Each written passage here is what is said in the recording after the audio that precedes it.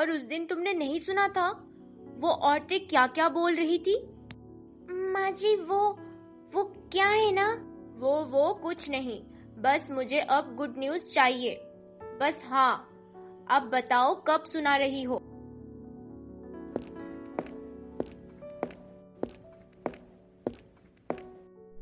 क्या बात है नैन्सी, तुम इतनी उदास क्यों हो? तुम्हारी तबीयत तो ठीक है ना? अरे नैन्सी, क्या हुआ? तुम ऐसे अचानक से रो क्यों रही हो? ध्रुव, अब मैं माँ जी को बच्चा कहाँ से लाकर दूँ? वो तो बोल रहे हैं उन्हें जल्द से जल्द गुड न्यूज चाहिए। नैन्सी, क्या हुआ? तुम इतनी टेंशन क्यों ले रही हो? मैं हूँ तुम्हारे साथ, कुछ नहीं होगा, मैं सब संभाल लूंगा। और हाँ, अब जल्दी से चुप हो जाओ। पंडित जी, मुझे तो बस एक पढ़ी लिखी और संस्कारी बहू चाहिए मेरे अरुण के लिए। हाँ। अब आपको इतनी सारी लड़कियों की फोटो दिए हैं, एक तो पसंद आ ही जाएगी। इधर इंडिया में शांति जी अरुण के लिए लड़की देख रही है और उधर ऑस्ट्रेलिया में अरुण लगता है किसी फॉरेनर से प्यार कर बैठा है। अरुण, आज ही आपको मैं अपने मॉम डैड से मिलवाऊंगी, तो आज शाम को मेरे घर आ जाना, ओके? ऑफ कोर्स, मैं आज थोड़ा जल्दी आने का ट्राई करूंगा। बेटा, हम सोच रहे थे अब अगले महीने तुम दोनों का कॉलेज भी खत्म हो जाएगा, तो फिर इसी साल शादी भी करवा देते हैं तुम दोनों की। हाँ वो तो है, पर मैं एक बार घर पर मॉम और भाइयों से बात कर लूं, उसके बाद शादी तो करनी ही है हमें। अरे ये क्या बोल रहे हो अरुण? अगर उन्होंने मना कर दिया तो तुम मुझसे शादी नहीं करोगे? क्यों बेटा, प्यार किया अपने मम्मी पापा को पूछ कर किया था, जो अब शादी के लिए पूछ रहे हो? अरे अंकल जी, वो बात नहीं है। आपको तो पता ही है इंडिया के कल्चर के बारे में। चलो बेटा, तुम पहले अपने मम्मी पापा से बात कर लो।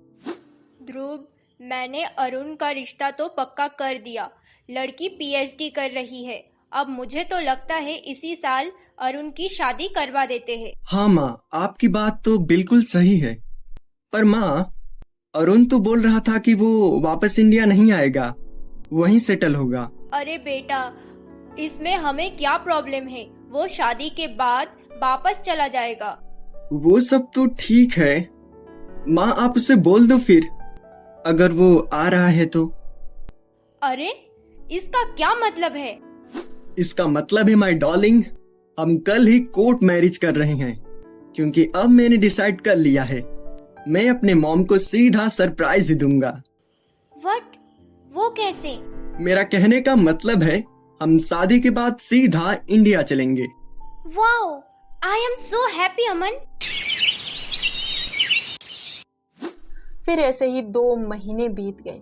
अरुण और जेनिया ने शादी भी कर ली थी और आज वो दोनों इंडिया आ रहे थे, पर अरुण के घर पर अभी तक इस बात के बारे में किसी को कुछ भी पता नहीं था। अब मुझे तो लगता है छोटी बहू ही खुशखबरी पहले सुनाएगी। अब तुम्हारे से तो उम्मीद करना ही बेकार की बात है। अरे ध्रुव बेटा, अगर बहू में कोई कमी है तो एक बार डॉक्टर को दिखा ला। अरे माँ, सब्र रखो, हो जाएगा। क्या हो जाएगा? तुझे पता भी है तुम्हारी शादी को 4 साल हो गए हैं। हो जाएगा हो जाएगा, क्या हो जाएगा? अरे अब इस टाइम कौन आ गया? मेरा तो वैसे भी इन दोनों ने दिमाग खराब कर रखा है।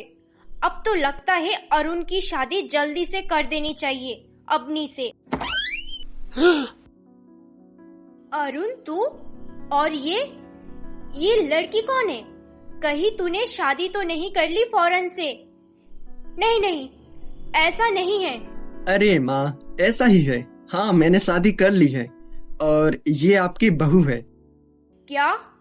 अरे तेरा दिमाग तो खराब नहीं हो गया? मैंने यहाँ तुम्हारा रिश्ता पक्का कर दिया और तूने इस फौरन से शादी कर ली।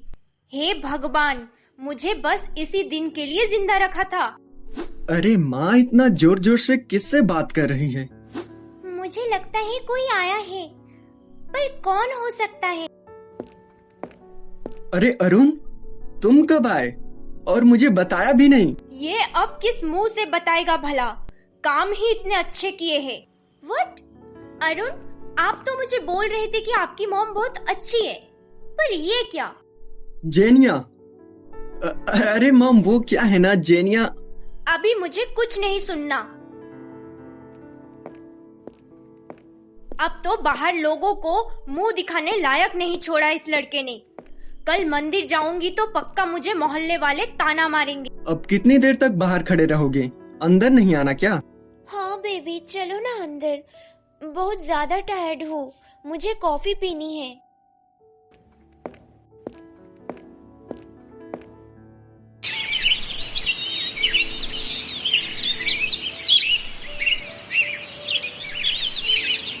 क्या बात है शांति बहन, आजकल इतनी उदास क्यों रहने लगी है? हाँ हाँ, लगता है फॉरेन बहू पसंद नहीं आई शांति बहन को। क्यों शांति बहन, क्या कहती है? अब नहीं नहीं, ऐसी कोई बात नहीं है। अरे बहन, तू तो बोलती थी मेरे अरुण के लिए ऐसी बहू लाऊंगी वैसी बहू लाऊंगी, अब क्या हुआ? रस्तों की बहन, आज मुझे थोड़ा काम है इसलिए लेट हो रही हूँ, कल बात करते हैं ना? हाँ हाँ, ये तो हमें पता था। जा जल्दी घर जा, कहीं लेट हो गई तो वो तेरी फॉरेन बहू घर पर नहीं आने देगी। मैं अब इस फॉरेन का तो जीना हराम कर दूंगी ताकि इंडिया छोड़कर वापस चली जाए, और फिर मैं अरुण की शादी यही किसी लड़की से करवा दूंगी। हाँ नैन्सी, ओ नैन्सी बहू, मेरे लिए 1 कप चाय बना ला। हाँ माँ जी, अभी लाई। भाभी, मेरे लिए भी 1 कप बना देना तो। अरे वो क्या तुम्हारी नौकर है जो तुम्हें बना कर देगी? खुद बनाओ। आई बड़ी ऑर्डर देने वाली। अरे कम ऑन सासू माँ, गुड मॉर्निंग। आई बड़ी मुझे सिखाने वाली। निखिल यार, मुझे बस अगले ही महीने ट्रांसफर करवाना है दिल्ली। तू मेरा एक काम कर देगा क्या? हाँ बिल्कुल, पर तू मुझे ये बता पहले, ट्रांसफर क्यों करवा रहा है यहाँ से? और भाभी भी तेरे साथ जाएंगे क्या? हाँ, तेरी भाभी के लिए ही तो घर छोड़कर जा रहा हूँ, पर क्यों? फिर आंटी यहाँ इतने बड़े घर में अकेली रहेंगी। अरे भाभी, इतना टाइम लगता है क्या 1 कप कॉफी में? हाँ जेनिया, अभी लाई। अरे भाभी, इतनी टेस्टी कॉफी बनाती हो आप, मुझे तो बनानी भी नहीं आती। नहीं जेनिया, मुझे भी नहीं आती थी, पर माँ जी ने ही मुझे सब काम सिखाया है। तुम्हें भी सिखा देंगी। व्हाट? मुझे कोई काम नहीं सीखना, मैं क्या घर का काम करूंगी? नितिन, अरुण और जेनिया है ना उनके पास, पर अरुण तो ऑस्ट्रेलिया वापस जाने के लिए बोल रहा था। नहीं, अब वो ऑस्ट्रेलिया नहीं जाएगा, यहीं अपना बिजनेस स्टार्ट करेगा। मालती, क्या बताऊं तुझे, तुझे तो पता ही है दोनों बहुएं किसी काम की नहीं है। माँ जी, ये लो चाय।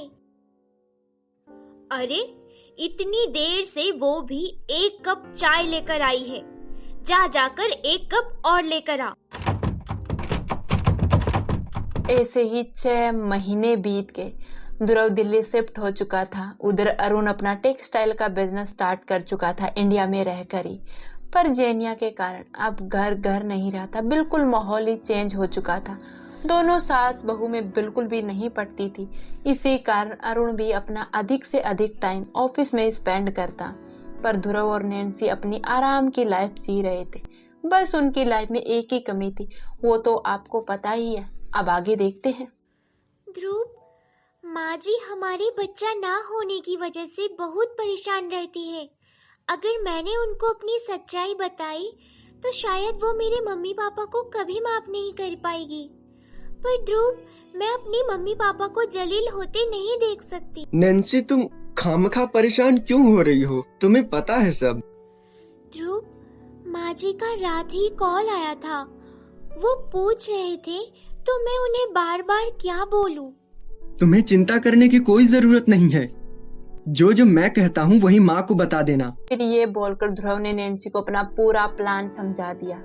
तो अब देखते हैं अरुण के घर पर क्या चल रहा है। सासू माँ, मैं पार्लर जा रही हूँ। वो क्या है ना, कल मुझे मेरे दोस्तों की बर्थडे पार्टी में जाना है।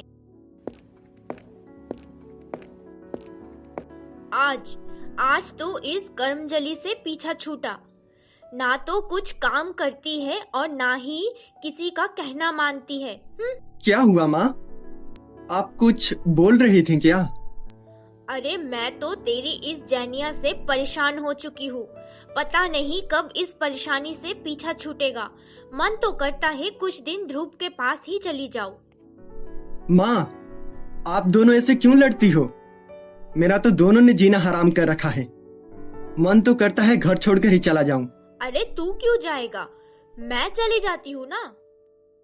तो आपको ये पार्ट कैसा लगा हमें कमेंट सेक्शन में जरूर बताना। और हाँ, अब इससे आगे क्या होने वाला है ये जानने के लिए प्रेम कहानियां टीवी को सब्सक्राइब करके बेल आइकॉन वाला बटन जरूर प्रेस कर लेना, ताकि अगला पार्ट आते ही सबसे पहले नोटिफिकेशन आपके पास जाए।